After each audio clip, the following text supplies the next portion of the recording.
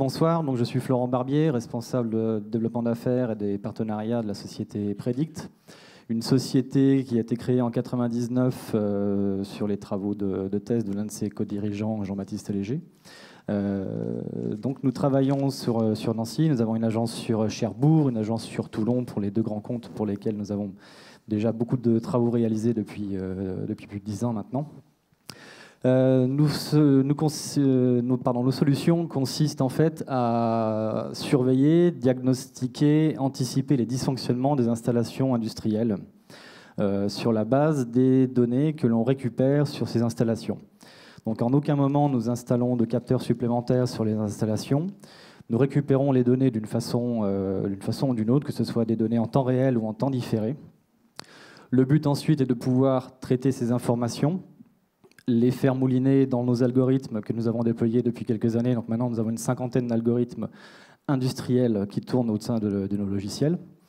Nos logiciels sont utilisés par à peu près maintenant plus d'une centaine d'utilisateurs, donc sur des sites nucléaires, sur des bateaux aussi de la marine, des sites en solutions embarquées. Sur des applications aussi à destination de la machine-outil, de la fabrication de pièces électroniques. Sur l'aéronautique, nous commençons aussi à travailler sur ces sujets, notamment sur la récupération de données significatives pour les bilans de santé de calculateurs ou de problèmes qui peuvent survenir en vol ou sur certains équipements particuliers. Donc actuellement, nous avons un peu plus de 10 000 équipements qui sont surveillés. Donc le but est d'arriver aussi à déployer des solutions, des technologies qu'on appelle orientées PHM, donc Prognostic and Health Management, ou pronostic et bilan de santé, de façon à pouvoir en fait avoir des indicateurs précis de suivi, de fonctionnement, de surveillance de ces différents équipements. Ces indicateurs-là nous fournissent en fait des informations sur les tendances qui sont en train de se passer, les tendances qui sont sur l'évolution de tel ou tel problème. Il peut y avoir des températures qui évoluent différemment dans un contexte très particulier. Donc on regarde très précisément des problèmes, on cherche un petit peu des failles dans l'ensemble des données. On sait des données qui peuvent être parfois qui peuvent arriver une fois de temps en temps. Donc on s'intéresse un petit peu à ces signaux faibles. On a tendance à dire de temps en temps qu'on joue un petit peu les Sherlock Holmes parce qu'en fait on regarde sur vraiment des symptômes très précis qui peuvent arriver une fois de temps en temps et qui sont quand même significatifs de quelque chose. Donc on arrive en fait à avoir des solutions qui permettent une anticipation de problèmes, de panne jusqu'à 6 mois, c'est le mieux qu'on ait pu faire. Pour arriver aussi à un retour sur investissement pour nos clients qui est de l'ordre d'1 an en général, on a même fait beaucoup mieux. Avec des applications logicielles qui tournent, qui sont maintenant industrialisées depuis plusieurs années, depuis quasiment 10 ans, sur l'ensemble du territoire. On ne travaille pas seul, on travaille notamment avec des laboratoires français, européens, internationaux, des industries aussi. On s'inscrit dans beaucoup de projets collaboratifs qui nous permettent d'évoluer, d'avoir un véritable gain en fait, sur l'innovation et de pouvoir mettre sur le marché des solutions avec des niveaux de maturité qui sont encore à l'échelle de laboratoire au début du projet et à la fin véritablement industrialiser des solutions qui nous permettent d'avoir des choses directement applicables sur le marché.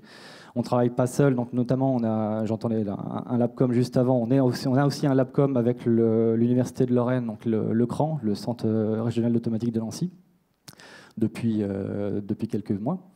On travaille aussi avec des pôles de compétitivité, notamment Materalia, donc qui a aussi labellisé du coup le Labcom, et avec le pôle avec lequel on travaille sur différents aspects aussi. On développe des nouvelles technologies à destination de secteurs qui sont en demande, comme la machine-outil ou l'industrie du futur au sens général.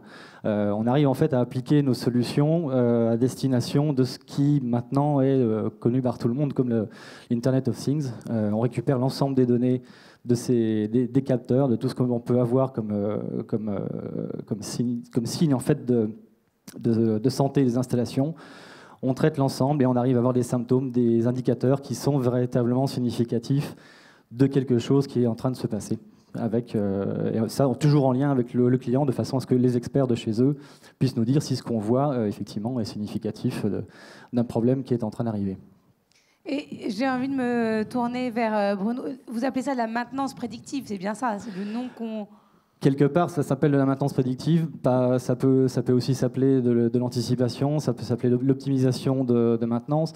L'aspect prédictif que l'on y met, c'est effectivement d'arriver à pousser loin l'ensemble de la chaîne de connaissances du continu que l'on met en place, de façon à avoir les meilleurs indicateurs qui sont significatifs d'une tendance qui est arrivée. Et cette tendance-là, on sait que voilà, l'évolution va nous dire que finalement, si on continue à fonctionner comme ça, si on tire sur un moteur de bateau pendant encore 3 semaines, là, c'est sûr qu'on va casser. Si on le réduit un petit peu, son comportement, on peut arriver à gagner du temps.